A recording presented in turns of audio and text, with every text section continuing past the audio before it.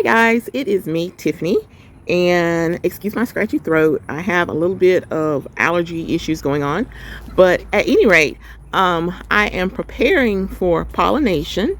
You can see that I have my physical graffiti on a dolly or on a hand card, and the reason is I think that this particular flower bud right here, I think it might open tonight. And it rained earlier this morning for the first time in like a month, thank God. And we have some decent rain chances over the next 24 to 48 hours. So anyway, rain and pollination might be an issue. So what I have here on my house is this way from the main house to the garage, and it is covered. And so I have taken my dragon fruit and pushed it under the breezeway here. And that way, tonight, when I come out to pollinate my flower here, hopefully these two will not get wet. So it's 9:20 p.m. and I just took my frozen pollen out of the refrigerator, and I'm going to let it sit out for about 15 minutes. It's 9:30 thereabouts.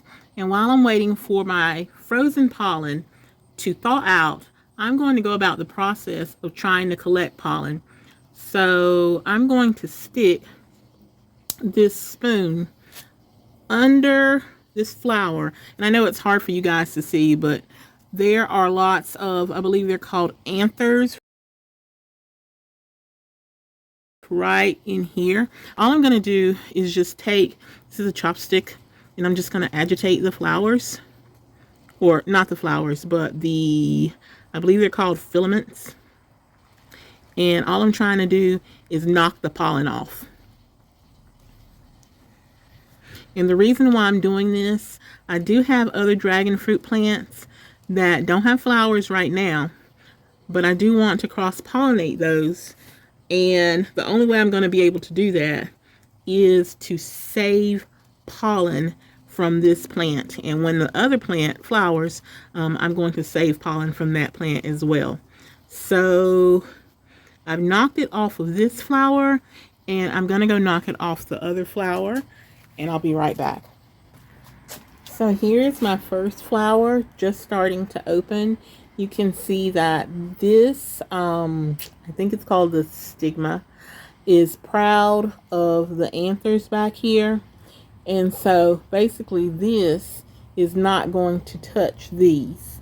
So usually a bat somehow comes and dives in here and brushes against this and pollinates. But in the absence of a bat, I think I'm going to have to be the bat.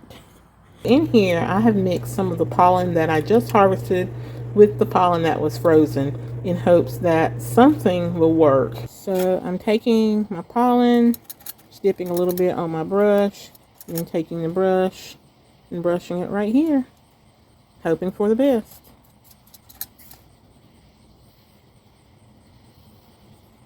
So it's 36 hours post-pollination, and we're seeing what we would expect to see.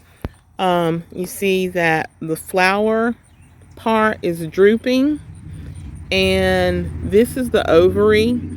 This looks good so far. That doesn't mean we're out of the clear. Usually this ovary, I'll see it hang on for about a week. And if it's not pollinated, then this ovary will start turning yellow and go limp and fall off. This is the other fruit. Again, we have the flower that has gone limp, and the fruit looks good so far. Hopefully it will remain that way, but time will tell. Also, notice that I did put the date of pollination right there, just to kind of help me remember. I have a video I have to reference, but I think it takes about 45 days for these to mature, but I'm not quite certain about that. Hi guys, today is July the 3rd, and it's 6 days post-pollination, and I think we have success. Let's take a closer look. Here's one of the fruits. Notice that she's a really healthy green. She's not turning yellow, and that the flower has pretty much died off. So this is the other one. You can see right here, look how there's like a line between the yellow and the green. So that makes me think that this one is successfully pollinated as well. So as I told you, I mixed together the physical graffiti pollen and the 2-year-old pollen. So which one did the trick? I don't know, but it appears that I hopefully am going to get physical graffiti fruit this year. Yay! I'll keep you updated on the progress of this fruit and of all my plants. Thank you and have a wonderful day. Bye bye.